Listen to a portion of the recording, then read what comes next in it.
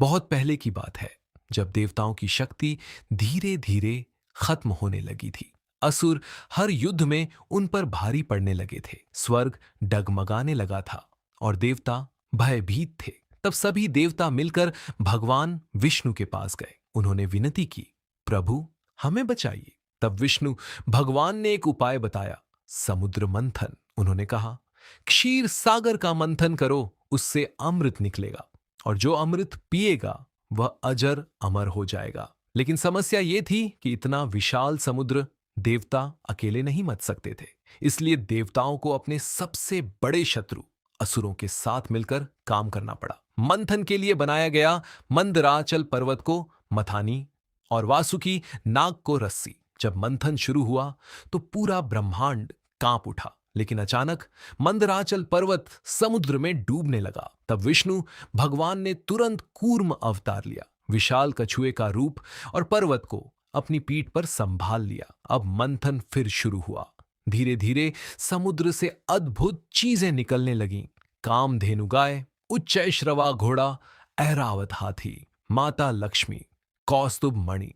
लेकिन फिर समुद्र से निकला ऐसा विष जिसकी एक बूंद भी पूरी सृष्टि को खत्म कर सकती थी। उस विष का नाम था हलाहल। जैसे ही हलाहल निकला, चारों ओर चीख पुकार मच गई। देवता, असुर सभी भयभीत हो गए। तब सब एक ही नाम पुकारने लगे, महादेव।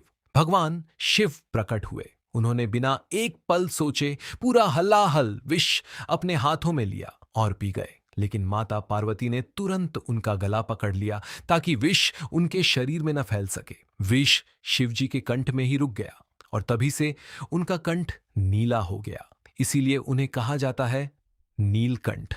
इसके बाद मंथन जारी रहा और अंत में समुद्र से निकले अमृत कलश लेकर धन्वंतरी, अब देवता और असुर दोनों अमृत पाने के लिए लड़ने लगे। तब विष्णु भगवान ने लिया मोहिनी रूप, इतना अद्भुत रूप कि सारे असुर मोहित हो गए। मोहिनी ने चालाकी से पूरा अमृत देवताओं को पिला दिया।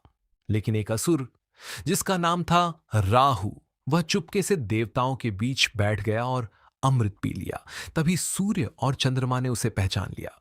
विष्णु भगवान ने तुरंत सुदर्शन चक्र चलाया और राहु का सिर धड़ से अलग कर दिया। लेकिन क्योंकि वह अमृत पी चुका था, इसलिए उसका सिर अमर हो गया।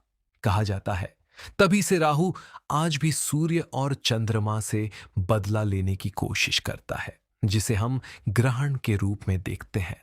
और इस तरह समुद्र मंथन केवल अमृत पाने की कहानी नहीं थी, बल्कि यह त्याग, धैर्य, विष और अमृत दोनों को स्वीकार करने की कहानी थी।